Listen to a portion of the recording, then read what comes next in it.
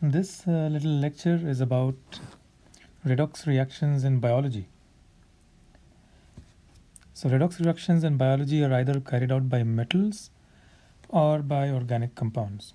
Biologically important metal ions are typically bound to proteins. They are not moving around freely in the cytoplasm.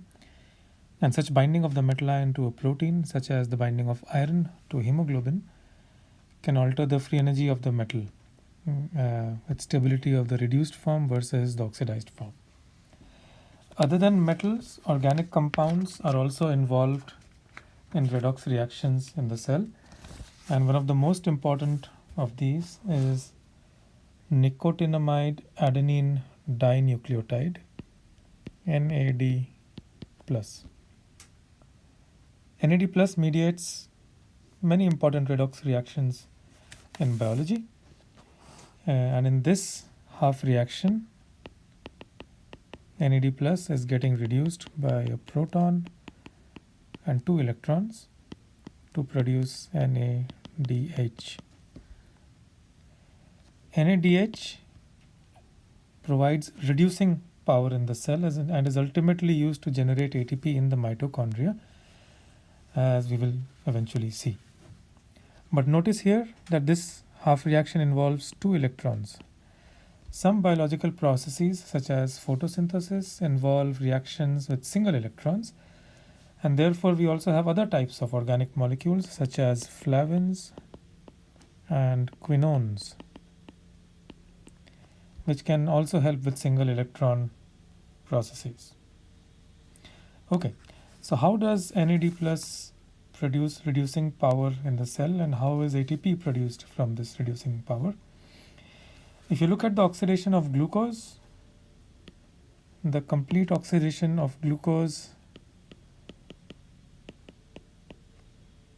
has the following reaction. I'm not showing the physical state of individual components. And the free energy of this reaction under standard conditions is huge. It is about 2823 kilojoules per mole. So this is the energy that you would obtain if you burn 1 mole of glucose. So although there are no explicit electrons in this reaction, the oxidation of glucose can be written as a sum of 2 half reactions in the following way.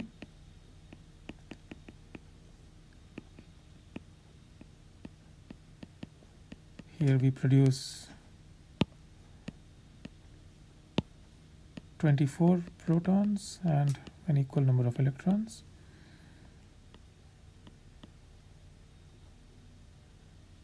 And these can be then added to water to produce 12 molecules of liquid H2O. These electrons and protons are actually transferred to FAD+ and NAD+ to produce FADH2 and NADH2.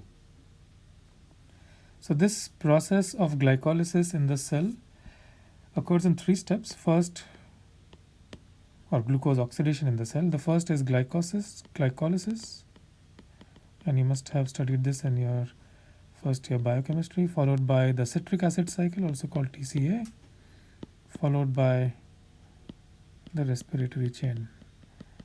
And it turns out most of the ATP is produced in the respiratory chain. In all, these 2 steps produce 10 molecules of NADH and 2 molecules of FADH2. So let us look at the energetics of these processes. So the oxidation of NAD+ can be written, or the reduction of NAD+ can be written in this way. NAD+ plus a proton plus 2 electrons gives us NADH. And the standard reduction potential, I'm using a prime to denote standard biochemical reduction. We will talk about it in the lecture separately, is this. And for oxidation, the reduction potential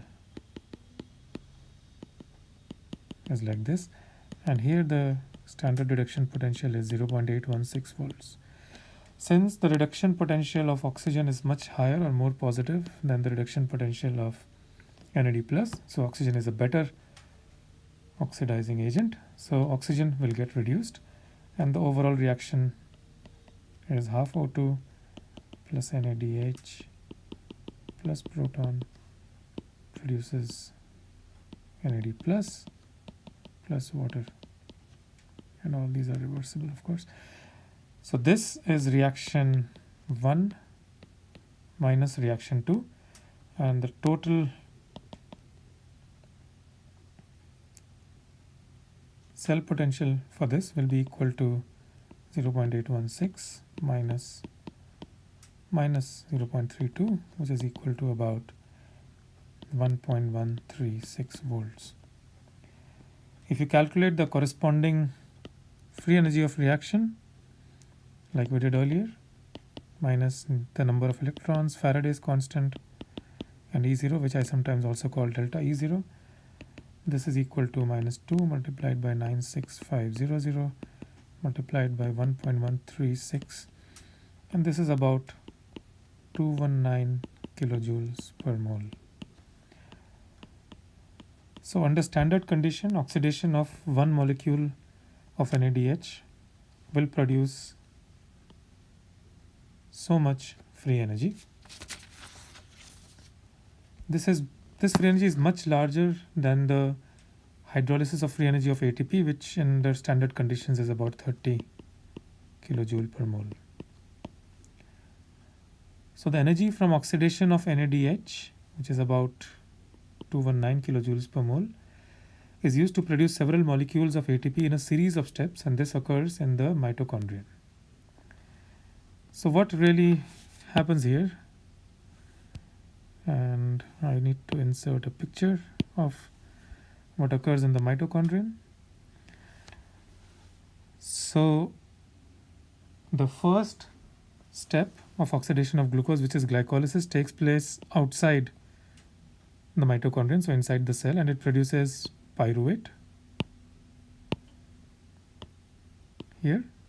This pyruvate then enters the mitochondria. Now the mitochondria has two membranes. One is the outer mitochondrial membrane and the other is the inner mitochondrial membrane. The pyruvate enters the inside of the mitochondrion, which is also called the matrix, produces acetyl-CoA. You don't need to remember all the details, and this gets into the citric acid cycle, which produces a lot of NADH. NADH gets subsequently oxidized to NAD+, releases electrons which are used by the respiratory chain, used by a set of a few proteins sitting in the inner mitochondrial membrane to pump protons from inside the matrix to the intermembrane space in the mitochondrion. And then these protons can be subsequently used to generate ATP by an enzyme called the ATP synthase. These protons, this synthesis of ATP uses what is called a proton motive force, which arises from both an electrical potential across the inner membrane and a chemical potential of protons across the membrane. And we want to look at the energetics of these processes.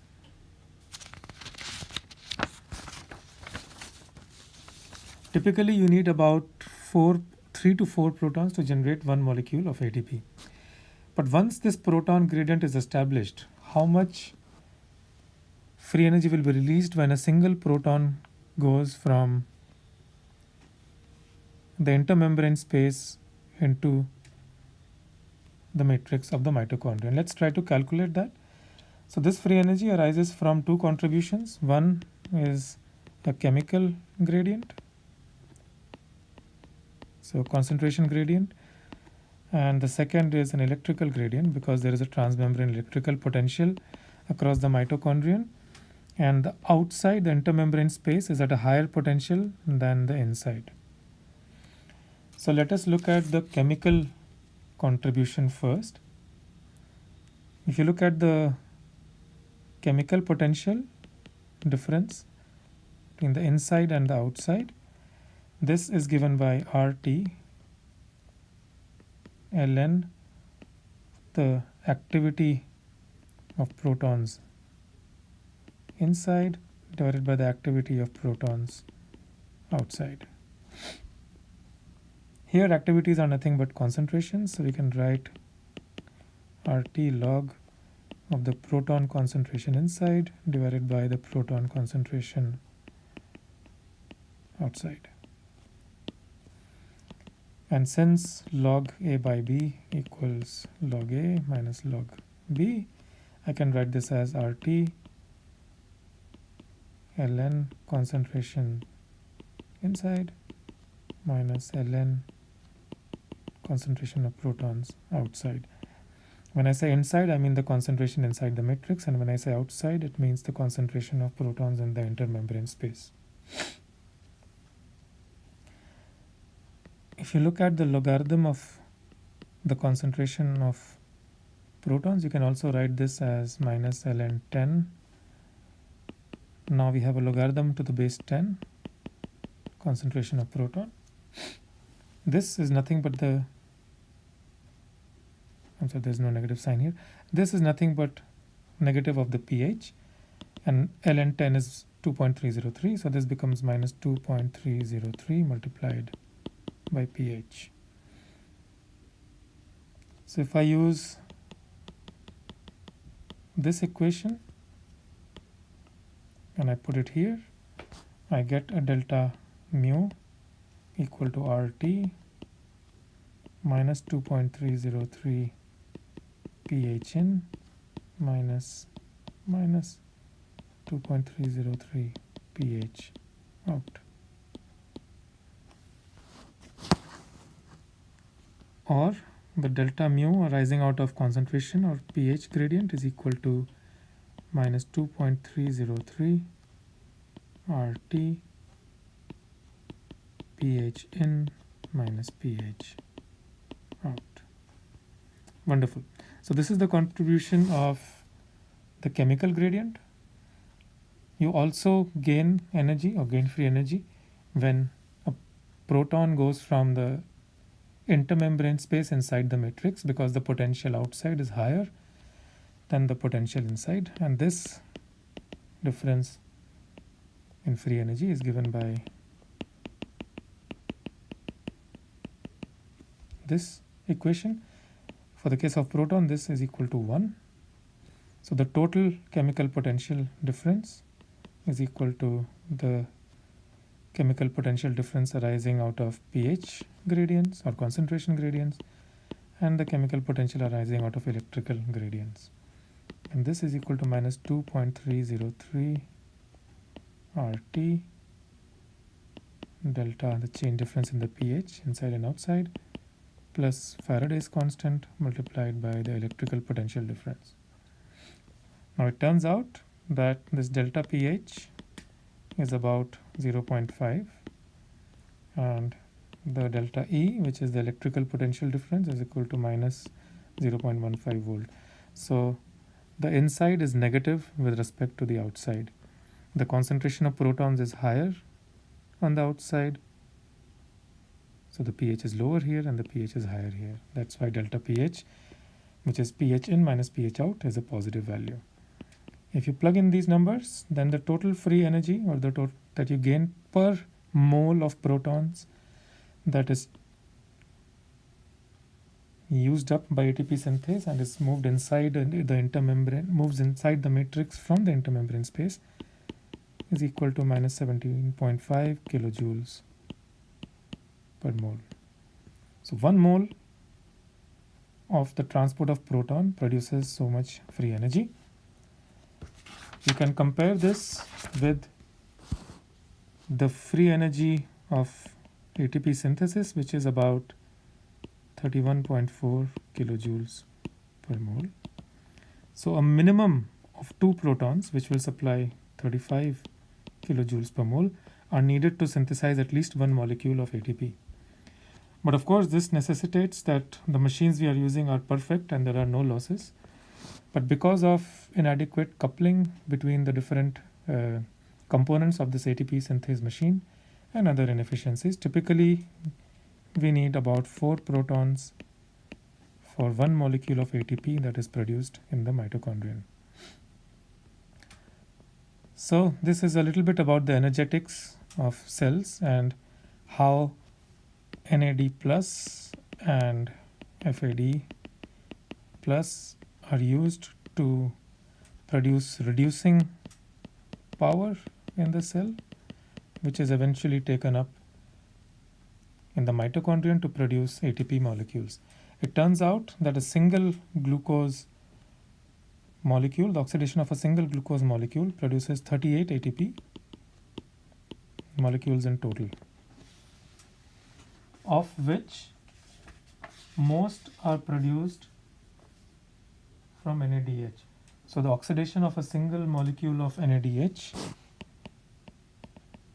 produces about 3 ATP, which is about 100 kilojoules per mole. You can compare this to the free energy of NAD oxidation, which is about 219 kilojoules per mole. Yeah.